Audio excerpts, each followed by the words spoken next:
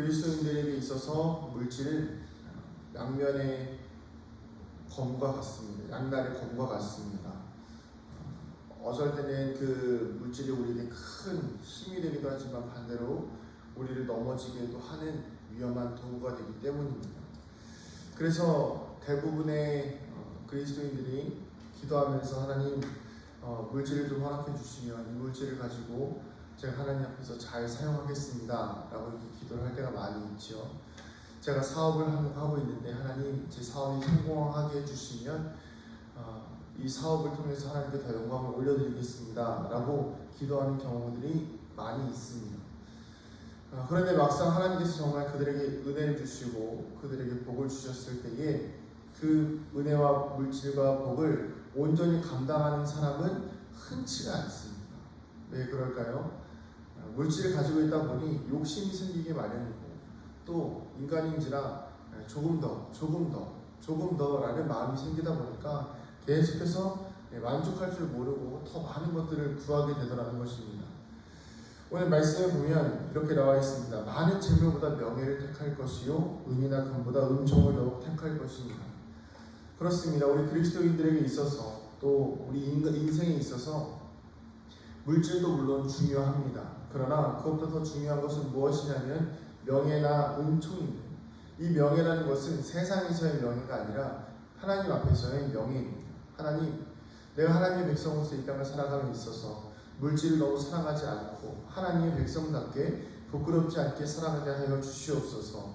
이렇게 기도할 수 있는, 이렇게 하나님의 백성답게 명예롭게 이 땅을 살아갈 수 있는 은혜를 구하는 것입니다.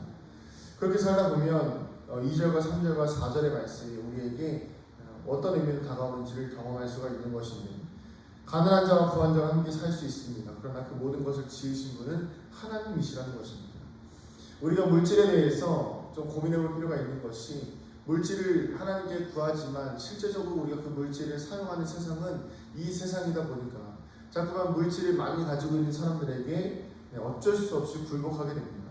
그러나 오늘 말씀에 뭐라고 나와 있습니까? 가난한 자와 부한 자가 함께 살지만 그 모두를 지으신 분은 하나님이시다. 좀 뭔가 좀 목적이 다르죠. 가난한 자와 부한 자의 개념은 돈이 많거나 적음의 차이인데, 하나님께서 말씀하시는 것은 무엇입니까? 그 두 인간을 지은 사람은 나다라는 거예요. 그러면 그 물질이 인간에게 있어서 가난하거나 부하거나의 차이를 조금 줄 수 있지만 인간 본연의 근본의 모습에 있어서의 물질은 별로 의미가 없다는 것을 의미합니다.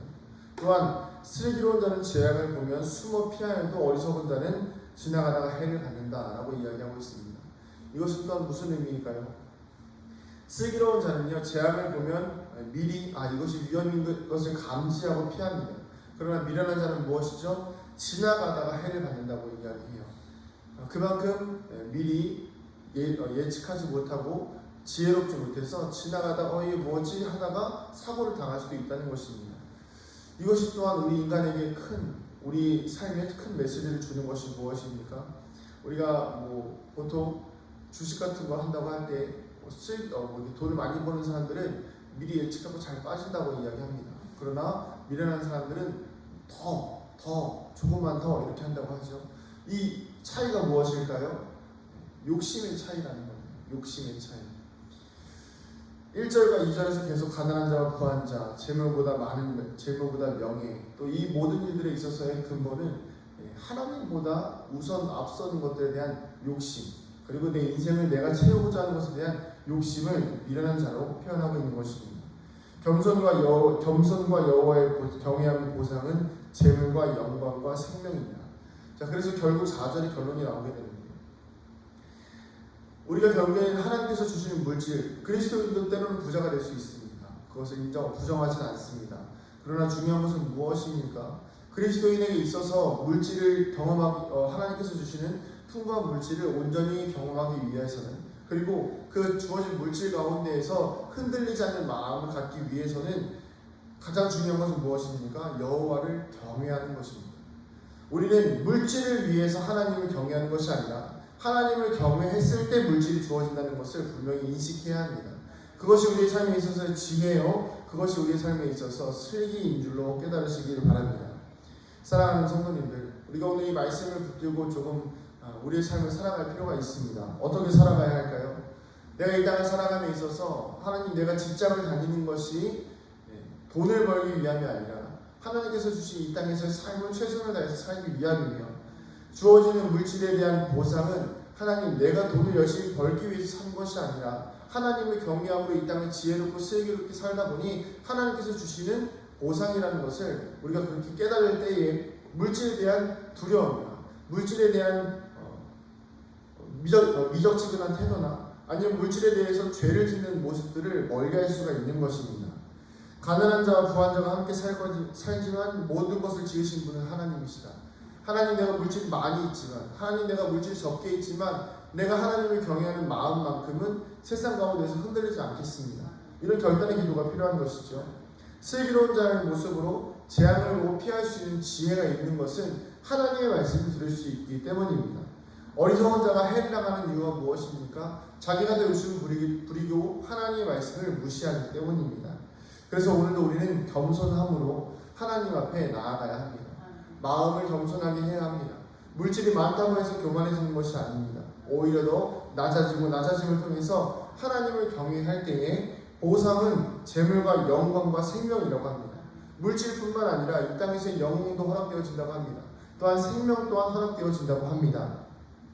우리는 이 땅 가운데 살아갈 때 재물을 위해서 또 살아갈 때가 있고, 또 영광을 위해서 살아갈 때가 있습니다. 또 생명을 위해서 살아갈 때가 있죠. 각각을 위해서 쫓아가다 보면 인생은 어느새 끝나게 됩니다. 그러나 우리가 하나님을 경외함으로 인해서 이 세 가지의 영광들이 다 우리에게 주어진다는 것을 하나님은 말씀하고 계신 것입니다.